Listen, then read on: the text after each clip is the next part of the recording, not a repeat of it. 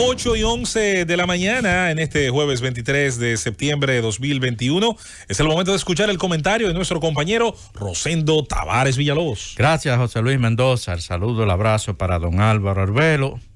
Mi respeto, mi saludo para don Bienvenido Rodríguez Durán, para don Bienvenido Rodríguez León, para doña Isabel, para todo el equipo de la Z101 y el gobierno de la mañana. Discurso de 13 minutos del presidente de la República, Luis Abinader, ayer ante la 76 Asamblea General de las Naciones Unidas. Un discurso pronunciado con mucha precisión. Se mostró nuestro presidente como un hombre seguro, concreto a la hora de hablar. Dejó una muy buena impresión su presentación ante los líderes mundiales ayer allá en Nueva York. El tema central de la disertación del presidente, como se esperaba, fue Haití y la situación en Haití. Desde el punto de vista de nosotros los dominicanos, en virtud de las preocupaciones que significan para nosotros la situación de inestabilidad política y social de Haití y lo que eso representa para la República Dominicana, el discurso, lógicamente, gana reconocimiento aquí en el país. Y lo que dijo el presidente fue la verdad, fue lo que está pasando en el vecino país. Pero Haití tiene unas particularidades muy especiales, muy excepcionales. Primero hay que recordar que Haití tiene un primer ministro, independientemente de las circunstancias en que surgiera recientemente, es el primer ministro de ese país. Haití tiene un canciller, Haití tiene un embajador ante la República Dominicana. Haití es una nación con todas sus dificultades y con todos sus problemas. Eso es así. Entonces, el presidente ayer, en lo que respecta a Haití, yo creo que llevó el discurso un poquito más allá de lo que la frontera, o sea, sobrepasó un poquito la frontera en sus precisiones con respecto a Haití. Y yo sé, y creo que lo vamos a escuchar en las próximas horas, en los próximos días, puede ser hoy mismo, puede ser mañana. Pero por el historial de Haití con respecto a las defensas que mandatarios de la República Dominicana han asumido por Haití en foros internacionales, en el pasado hemos escuchado, creo que fue Danilo Medina, el último, que hizo una defensa o hizo unas solicitudes en este discurso permanente de que la comunidad internacional tiene que intervenir en Haití. Y Haití al otro día ripostó de alguna manera desautorizando a la República Dominicana para tratar sus asuntos de esa manera en foros internacionales. Presidente ayer no lo dijo tácitamente, pero prácticamente pidió, yo diría que una intervención definitiva en Haití. Y yo sé que Haití no recibe eso en buenos términos y es casi seguro que va a protestar todas esas verdades que dijo el presidente ayer en las Naciones Unidas, porque lo que dijo el presidente es exactamente la verdad. Es un país en crisis, con pandillas que son las que básicamente determinan lo que se hace en diferentes territorios de Haití. Son incontrolables, no hay una autoridad que pueda retornar ese país al control, y decía el presidente que hay que intervenir en ese país de manera decidida. Yo sé, y ustedes lo van a escuchar en los próximos días, como decíamos, probablemente en las próximas horas.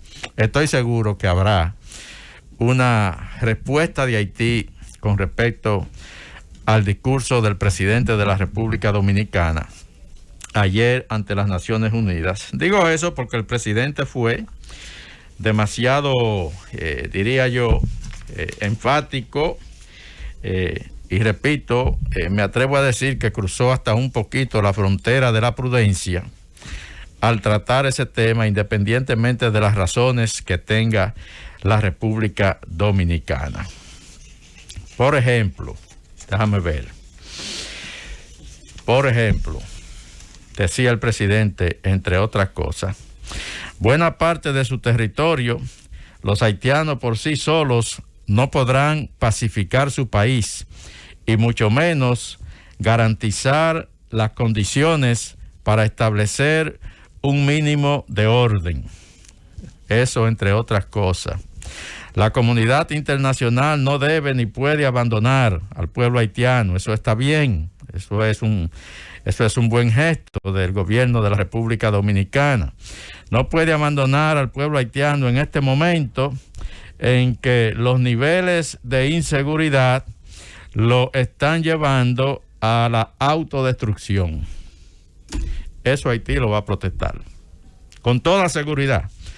Pero yo insisto en que la preocupación del presidente, probablemente el presidente sabía los riesgos de esos pronunciamientos, pero él quiso aprovechar el escenario de las Naciones Unidas para definitivamente, porque no es lo mismo usted aquí desde el Palacio Nacional, cuando un periodista le pregunta sobre la situación haitiana, usted decir que República Dominicana no puede por sí sola con Haití ni va a ser la solución particular de Haití. No es lo mismo usted decirlo aquí que usted aprovechar un escenario como el de las Naciones Unidas para lanzar ese poderoso llamado.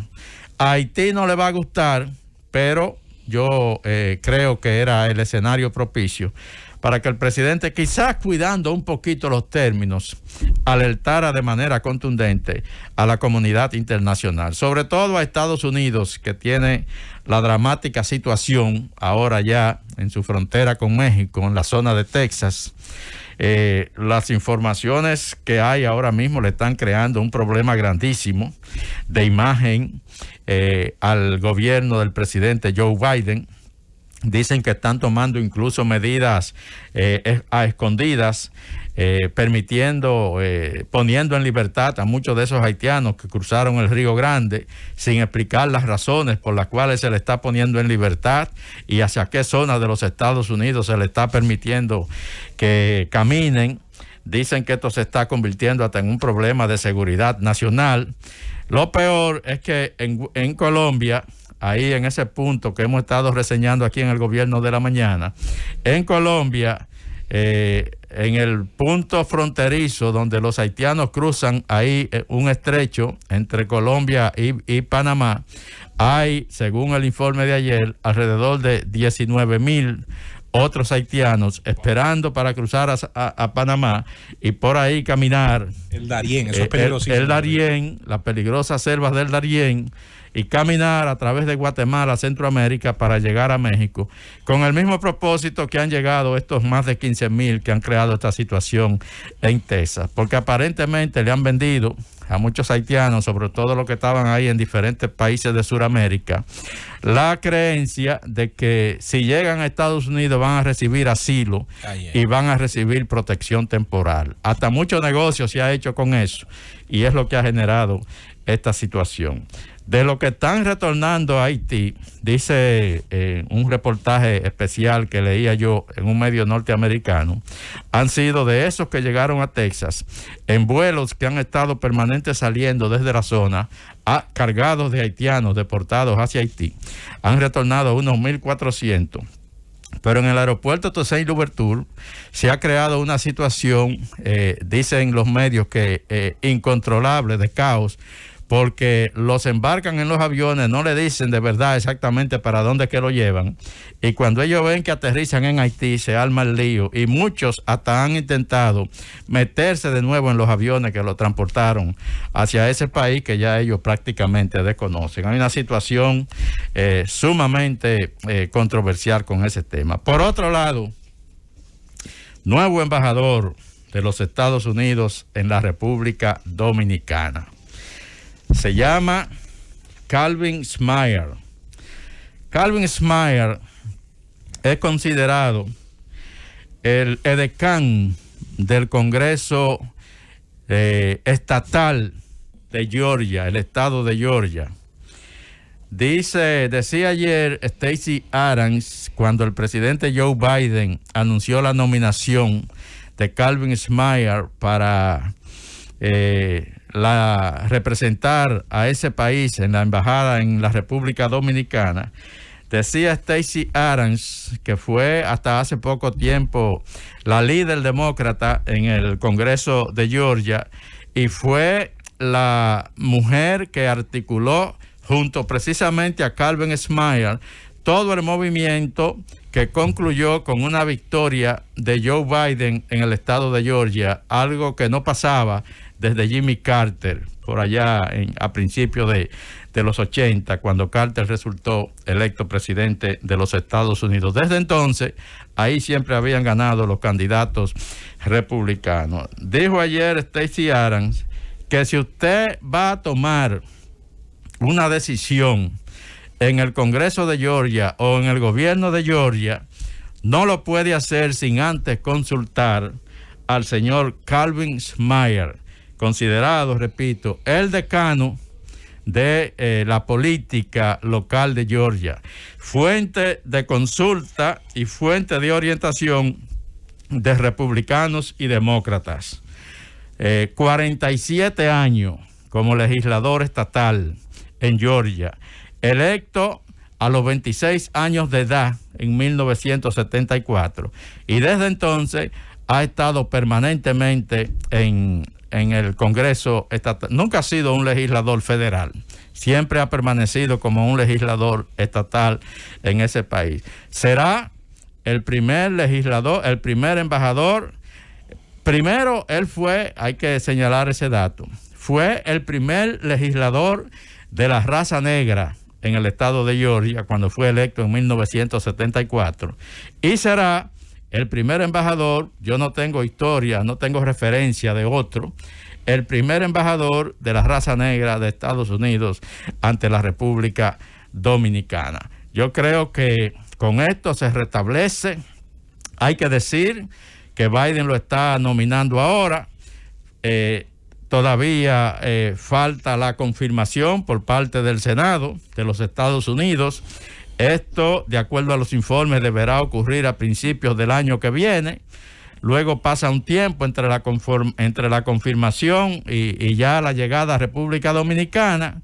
Asumimos que estará llegando a República Dominicana luego de su confirmación en el primer trimestre del año 22. Y será el primer embajador de la raza negra de Estados Unidos en la República Dominicana. Yo creo que con esta designación se restablecen ya de manera regular estas relaciones entre Estados Unidos y República Dominicana, que de acuerdo a los datos históricos se inicia en 1884 y que en los últimos tiempos ha estado un poquito lastimada por la controversia relacionada con los temas geopolíticos, los cambios de posiciones de la República Dominicana frente a Estados Unidos, terminar unas relaciones con Taiwán, iniciarlas con China. Eso disgustó, lo decía la embajadora dominicana ante Washington, doña Sonia Guzmán, recientemente.